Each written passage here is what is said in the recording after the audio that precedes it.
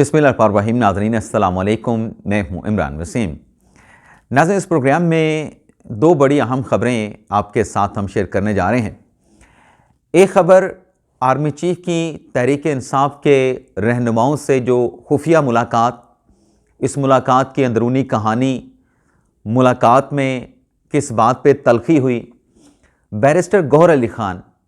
Chairman Pakistan Tehreek Insaf, उनकी तरफ से इस मुलाकात में आर्मी चीफ़ को क्या पेशकश की गई, क्या दरख्वास्त की गई और उस पर आर्मी चीफ़ का रिस्पांस क्या था। दो मरतबा बैरिस्टर गौहर को और अली अमीन गंडापुर को शटअप कॉल दिए जाने का क्या मामला है। एक तो नाजरीन, इस बड़ी ख़बर की, इस खुफिया मुलाकात की, जो अब खुफिया मुलाकात नहीं रही, इसकी अंदरूनी कहानी मुलाकात की आपके साथ हम शेयर करेंगे। दूसरी नाज़रीन ख़बर जो आज पाकिस्तान तहरीक इंसाफ ने तहरीरी तौर पे, जहां 9 मई और 26 नवंबर के वाक़यात पे जुडिशल कमीशन हुकूमत से मांगे हैं, वहीं जो तहरीरी तौर पे इमरान ख़ान और PTI के रहनुमाओं के लिए जो बज़ाहिर NRO मांगा गया, इन मुतालबात पर हुकूमत का जो रिस्पांस आया है, रिस्पांस नाज़रीन क्या है, बड़ा सख्त है। रिस्पांस नाज़रीन ऐसा है हुकूमत का कि वो मेरा दोस्त एक मिसाल दे रहा था, अब वो मिसाल मुझे वो समझ नहीं आ रही कि किस तरीके से मैं आपके सामने बयान करूं। यानी एक तो इस मुलाकात को आश्कार करना तहरीक इंसाफ को महंगा पड़ा है। दूसरा, जो चार्टर ऑफ डिमांड आज PTI ने हुकूमती कमेटी के सामने रखा है, ये तहरीरी डिमांड देना भी अब तक की, आज तक की हैपनिंग्स के मुताबिक PTI को, इमरान खान को महंगा पड़ा है। इन दोनों खबरों की डिटेल व्लॉग में आपके साथ हम शेयर करने जा रहे हैं और प्रोग्राम का आगाज़ करने से पहले आप देखने वालों से माजरत करूंगा, थोड़ा सा 30 सेकंड का हमारा इब्तिदाइया जो है वो थोड़ा सा तवील हुआ है, लेकिन पहली खबर से नाज़रीन गुफ्तगू का आगाज़ करते हैं। आप देखने वालों को याद होगा कि 3 दिन पहले मैंने एक खबर शेयर की, एक व्लॉग किया, जिसके थंबनेल पे मैंने लिखा था कि army chief general Asim Munir की बल्ले बल्ले। उस व्लॉग में मैंने इस मुलाकात की कुछ मुख्तसर सी कहानी इशारों कनाइयों में दबे अल्फाज में आपके साथ मैंने शेयर की थी कि ये जो पेशावर में मुलाकात हुई है, पेशावर के खैबर पख्तूनख्वा के सिक्योरिटी मामलात के हवाले से, इस मुलाकात में PTI के रहनुमाओं की जानिब से आर्मी चीफ सैयद आसिम मुनीर शाह साहब की बहुत तारीफ़ें की गई। वो अंग्रेज़ी का एक लफ्ज़ है ना, साइकोफेंट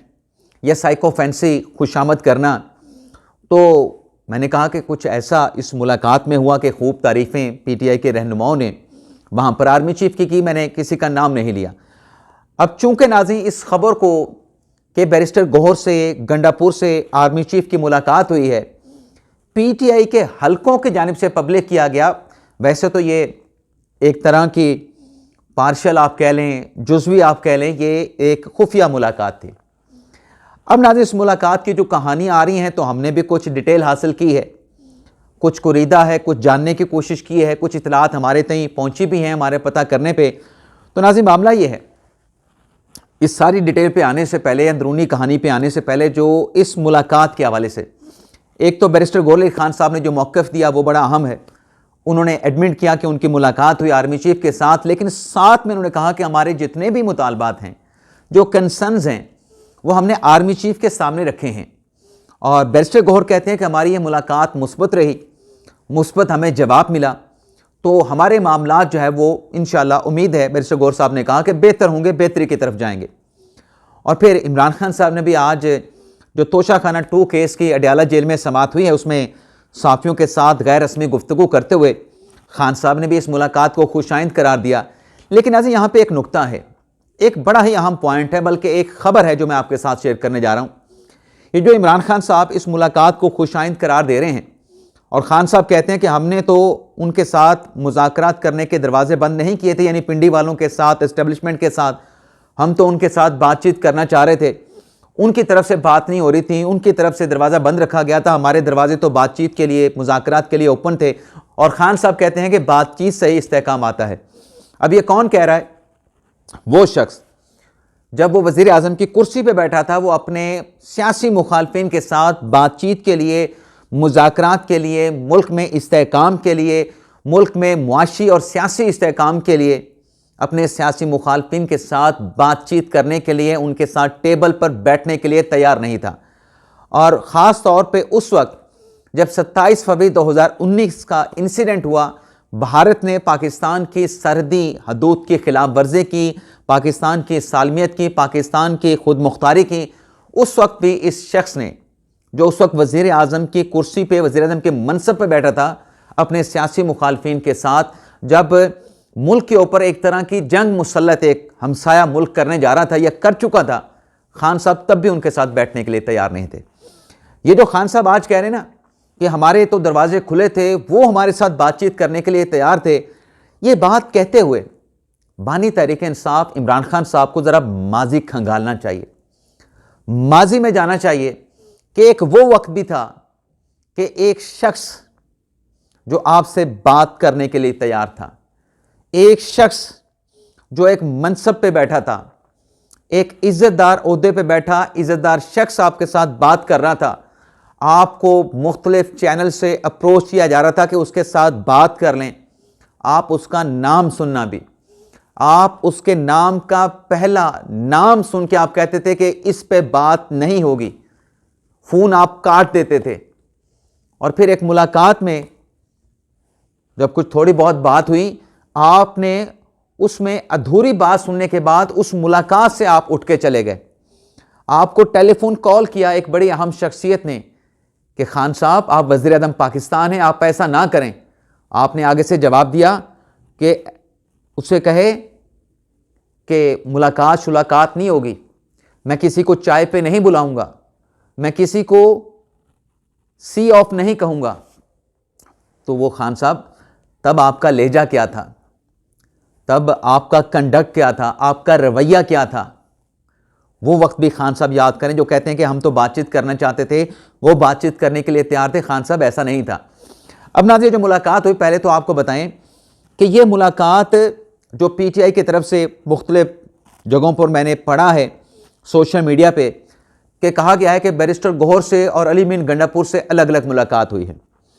अब अगर आर्मी चीफ PTI के दो रहनुमाओं के साथ मुलाकात करता है, क्या ये बात आपको लॉजिकल लगती है कि वो दोनों के साथ अलग अलग मुलाकात करेगा? दोनों को ताल्लुक अलग अलग सियासी जमातों से तो नहीं, वो दोनों से इकट्ठी मुलाकात क्यों नहीं कर सकता? दोनों ने जाके बात तो एक ही करनी है, दरख्वास्त तो एक ही देनी है, पेशकश या यकीन दहानी तो एक ही करानी है, तो फिर अलग अलग मुलाकातों का मकसद, ये बात लॉजिकली डाइजेस्ट नहीं होती।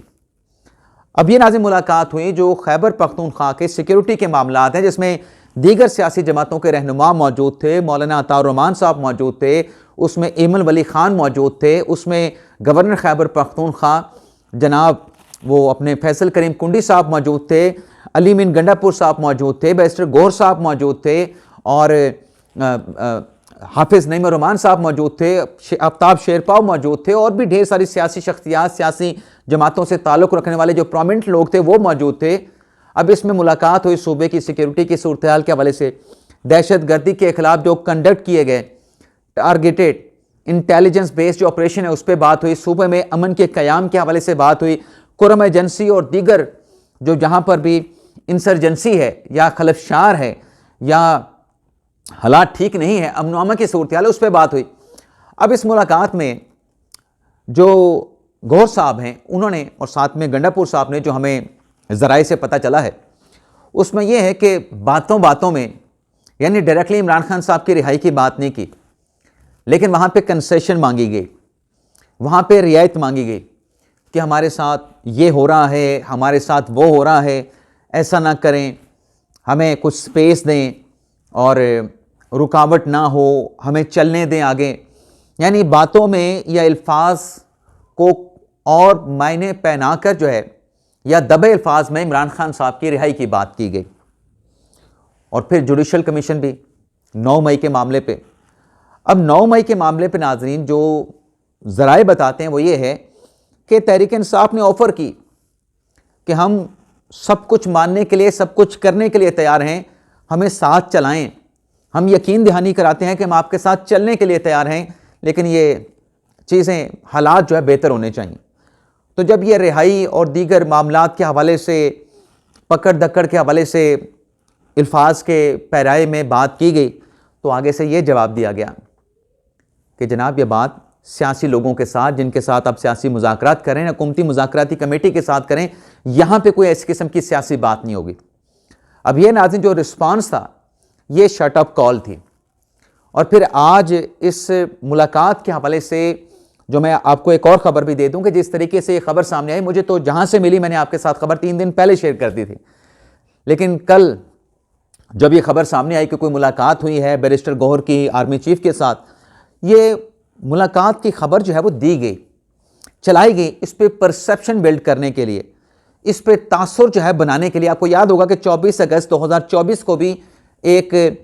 आर्मी चीफ के नुमाइंदे एस्टेब्लिशमेंट के एक अहम रुकन के साथ इमरान खान की मुलाकात की खबर भी चलवाई गई थी, और उसमें कहा गया था कि इस मुलाकात के बाद अडयाला जेल से साफियों ने गैर रस्मी गुफ्तगू के बाद ये रिपोर्ट किया था कि इमरान खान साहब बड़े हशाश बशात थे। खान साहब ने एस्टेब्लिशमेंट के साथ मुलाकात के हवाले से भी बातें कही हैं, तो खान साहब बड़े हशाश बशात थे। ये खान साहब जब धरना देते हैं 2014 का, जनरल रहीस शरीफ के साथ मुलाकात करते हैं, तब भी बड़े हशाश बशाश होते हैं। जब कोई एस्टेब्लिशमेंट का नुमाइंदा जाके अडयाला जेल में मिलता है, जो कि नहीं मिला, उस पर भी कहा जाता है कि खान साहब बड़े हशाश बशाश थे, और अब भी खान साहब कहते हैं कि मुलाकात बड़ी खुशाइंद है। ये खान साहब हशाश बशाश होने वाली कौन सी बात है? 70-75 साल का बाबा मुलाकात की खबर पे ही हशाश बशाश हो जाता है। लेकिन नाज़रीन बात यह है कि जिस तरीके से इससे सियासी फ़ायदा हासिल करने की कोशिश की गई या सियासी तासुर देने की कोशिश की गई, जैसे मैंने अभी कहा कि जो जवाब था कि सियासी गुफ्तगू सियासी मामलात पे सियासी कमेटी के साथ, हुकूमती कमेटी के साथ करें, शट अप कॉल थी। और फिर माफ़ी चाहता हूँ नाज़रीन, जिस अंदाज से इस मुलाकात को आज पोर्ट्रेट किया गया और जो कहा गया बड़ी मुस्बत रही, हमारे मुतालबात तमाम सुने गए,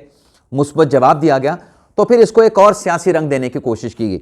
तो उसके जवाब में जो ज़राए से खबर सामने आई है, अब इस किस्म की जो खबर है नाज़रीन कहाँ से आती है? वहीं से आती है जहाँ से खबर दी जाती है, जहाँ से इस किस्म की मुलाकात पर जो गलत तासुर उभर रहा होता है, गलत तासुर देने की कोशिश की जाती है, ये गलत तासुर बनाया जा रहा होता है या गलत तासुर लिया जा रहा होता है, वहीं से फिर इसकी एक और तरदीद आई। अब ये तरदीद भी शट अप कॉल है बैरिस्टर गौहर साहब के लिए, अली मीन गंडापुर साहब के लिए, कि इस मुलाकात से खेलने की कोशिश ना करें। आपने जो मुतालबात करने जाके हुकूमत से करें, लेकिन इस किस्म की मुलाकात में जहाँ पे सियासी गुफ्तगू नहीं हुई, सूबे की सिक्योरिटी, अमनो आमा के हवाले से गुफ्तगू हुई, तो उसको सियासी रंग देने की कोशिश न करें। ये 2 मरतबा जो है ये वहाँ से शट अप कॉल दी गई। अब तलखी किस बात पे हुई? तलखी नाज़रीन हुई जो गवर्नर खैबर पख्तूनख्वा हैं, उन्होंने इस मुलाकात में बात की कि जो 500 अरब वफाक से दहशतगर्दी के खात्मे के हवाले से या NFC के हवाले से मिले हैं खैबर पख्तूनख्वा की हुकूमत को, 2013 से सूबे में PTI की हुकूमत है, वो पैसा कहाँ पे गया? उस पैसे को जो लॉ इन्फोर्समेंट प्रोविंशियल जो एजेंसियां हैं, जैसे पुलिस है, जैसे CTD है, और जो सूबाई महकमे हैं लॉ इन्फोर्समेंट एजेंसी के, उनको अपग्रेड करने के लिए ये पैसा वहाँ पे क्यों खर्च नहीं किया गया? अच्छा, उस पर गंडापुर साहब जो है बरहम हो गए कि ये गलत बात कर रहे हैं, और फिर गलत बात मतलब ये कह के कि गवर्नर फैसल करीम कुंडी गलत बात करें, वहाँ से मीटिंग से उठ के चले गए। तो इस पर नाज़रीन वहाँ पे जो ज़राए से खबर सामने आई कि एमन वली खान ने कहा इसको जाने दें, ये बच्चा है, नाराज़ हो गया है। तो ये नाज़रीन टोटल कहानी है कि ये कोई अलग से कोई मुलाकात नहीं हुई, तमाम सियासी रहनुमाओं के साथ मुलाकात हुई। कल हमारे दोस्त इमरान शफकत साहब ने जब इस मुलाकात की खबर पर वीलॉग किया, तो मैंने उनको मैसेज करके बताया कि ये मुलाकात कैसे, कब और किन लोगों की मौजूदगी में हुई। शायद वो अपना व्लॉग पहले कर चुके थे, मेरा जिक्र उन्होंने अपने व्लॉग में नहीं किया, अगला व्लॉग भी शायद वो रिकॉर्ड कर चुके थे और मेरा पैगाम उन तक बाद में पहुंचा। तो ये मुलाकात की खबर 3 दिन पुरानी है, लेकिन चूंकि हमें सुनने वाले कम हैं, हम चूँकि फैक्ट्स पे बात करते हैं, फैक्ट के साथ साथ जो सच है, जो ट्रू स्टोरी है, जो ट्रू फैक्ट्स हैं वो बयान कर रहे होते हैं। तो जैसे हम मुख्तलिफ ब्लॉग्स में बात करते हैं कि झूठ जो है वो लोग चटपटा सुनना लोग पसंद करते हैं, लेकिन जो सच है वो सुनने वाले लोग मौजूद हैं लेकिन कम हैं। और जब तक जो सच है वो उन लोगों के पास भी पहुंचता है जिनके पास झूठ पहुंचा होता है, वो झूठ पे यकीन कर रहे होते हैं, झूठ के हवाले से उसको आगे फैला रहे होते हैं या उसके साथ डिस्कशन कर रहे होते हैं उस झूठ के ऊपर, तो तब तक जो है